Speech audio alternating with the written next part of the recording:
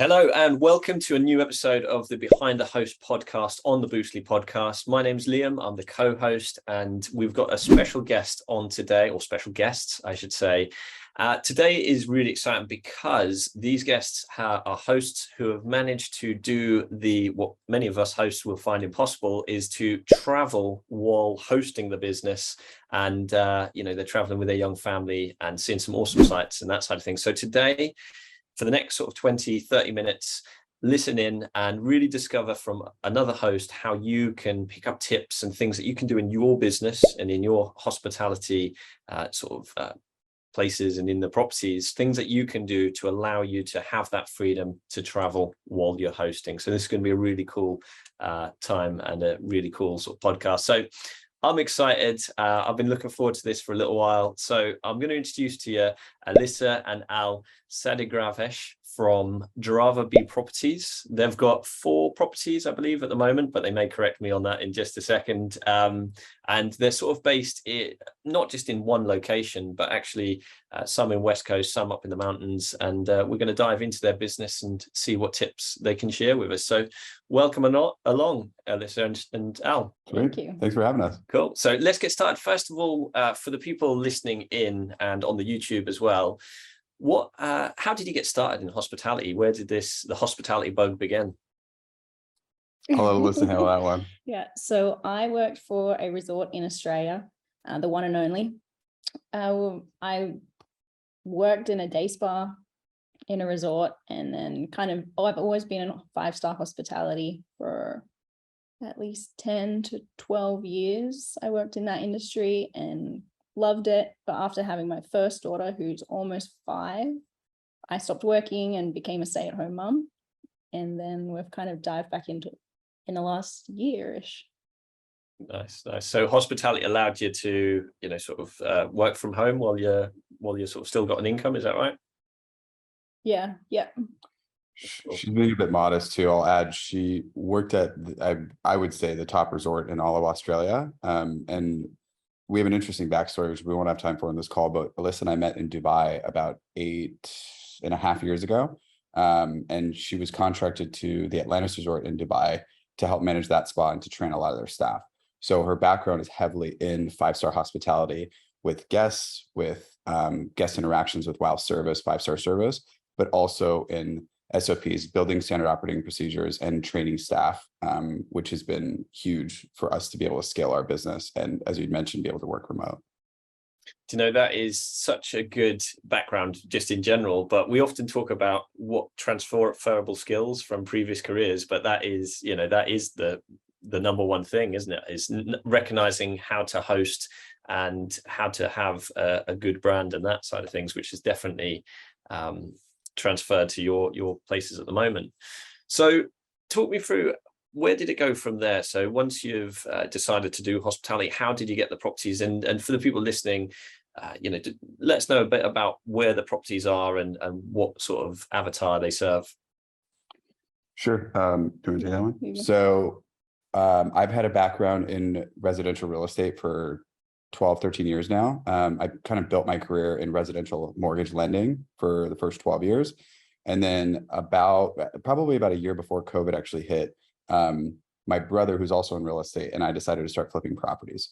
So local to Southern California. So myself, my brother, Fred, Alyssa, and my sister-in-law, Johanna, basically started a family flipping business. Alyssa was helping project manage. I was handling all the money with my background in finance. Like, I was very comfortable with money and raising capital and all that fun stuff. We started working through that and flipping properties, and, we did great, especially through COVID. But then eventually we got to the point where we realized, we can make $50,000 to $100,000 on one standalone transaction, but wouldn't it be awesome to have passive income so we can eventually break out and be able to go do the things that we want to do on this earth while our kids are still young enough to where they enjoy spending time with us, and we are mobile enough to where we can enjoy it too. So that was kind of where it started. And then, we had a couple friends around us that were buying short-term rentals. This was back in probably early 2021. So just beginning of last year. And we kind of started to get the short-term rental bug, right? Like, a lot of people started to become mainstream over the last 2-3 years, especially during COVID, at least in the States.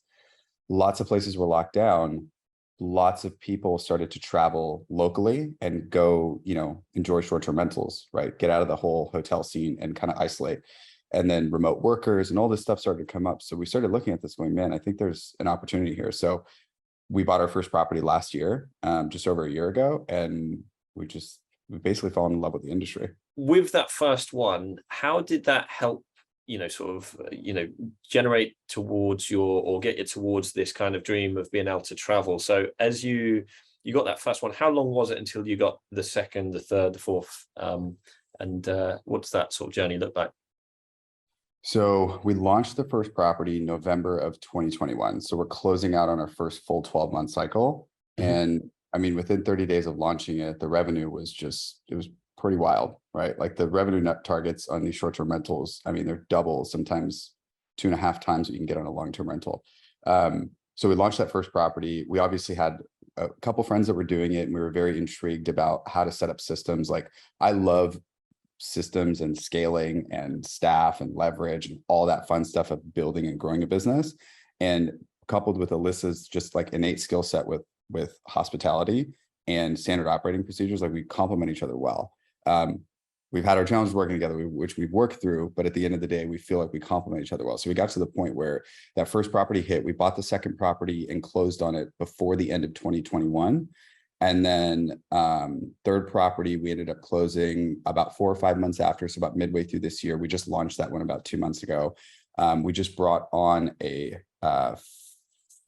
I suppose a fourth property. Yeah, we just brought on a fourth property over the last few weeks while we've been out of the country traveling. And then we have our eyes on a fifth one right now. That's actually a unique deal. And if we have time for that, I'll talk about it. Talk us through some of those systems or some of the tech that you're using in your business that other hosts listening in might go, hey, that could be something that could help us. So we first brought on, our property management software that we use is Guesty for Hosts. So we kind of started off of that. We'll say, obviously, we lived through the school of hard knocks. Alyssa read a couple of books to start to better understand. Mark's included. Yeah, your book included, or Mark's book included, I should say. But we just kind of got to the point where, like, okay, we're starting to understand the guest interactions, all that fun stuff, but how do we break away from constantly being married to the phone? Mainly Alyssa. As we mentioned, I think we mentioned on the call, we have 2 daughters. We have a almost 5-year-old and we have a 3-year-old. And it's really important for us to be present with our daughters. That's one of the things that we hold true in our family, is we want to be the ones to raise them at the end of the day. So I've got a hectic work schedule at times too, even when I'm working remote. So Alyssa's with our girls a lot during the day. And we wanted to create a business so that we have the leverage where we can still do it all, right? Make additional money, scale the business, be present with our family, go travel. So Guesty for Hosts. And then we started to plug in different tools to be able to help that process. One of them is a smart pricing engine, which we think is super crucial to any short-term rental business. We learned this the hard way. We probably would have cleared another, I'd say, minimum of 10, possibly 15% revenue off of our first property in the last 12 months, had we had the smart pricing engine incorporated from day one. So we use Price Labs for that. No bias towards it, but I highly recommend just getting some form of pricing, smart pricing involved. And then there's a couple of tools that Alyssa uses that she absolutely loves. So I'll pass the torch over to her. Yeah, my absolute favorite is Turnover B&B. I could not do anything without that. Just the communication between the check-in, check-out, and the cleaning. I know the property's been cleaned, everything's been taken care of, and I don't really have to do much. So the automation there is what got our business to the next level. Yeah, and that was a recent switch. We learned that because we had one cleaner on one of our properties who he was a nice guy, but he complained a lot, right? And he charged probably 25 to 30% more than what we found the market was charging. So we were kind of put between a rock and a hard place, and then we're forced to move over to Turnover B&B, and it was the best decision that we made on that sector of the business. So 2 things that did, as Alyssa mentioned, it streamlined the process with cleans, but it also allowed us to take home 30% more revenue on that one property in the cleans per month. So that was huge. We also have smart tech on all of our properties. So pretty much everything we can manage remote.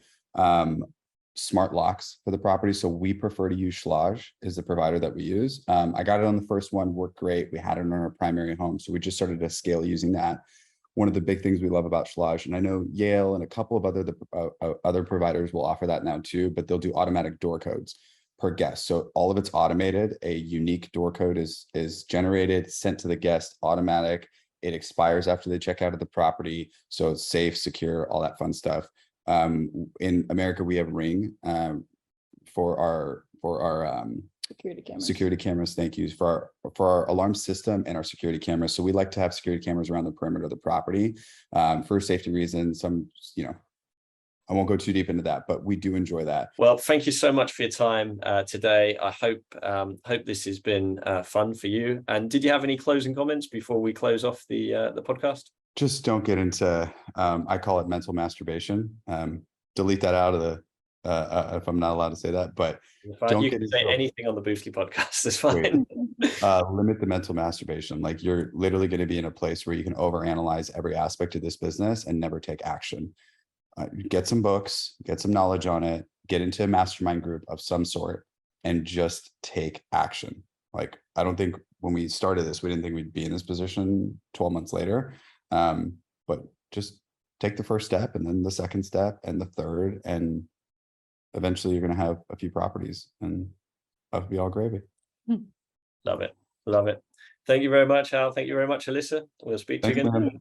Bye. Bye. Having a blast, gonna get it on the Boostly podcast. Boostly like Bruce Lee, cause it's so hard and the T is loose leaf. Making up those rhymes, don't write it, just do it loosely.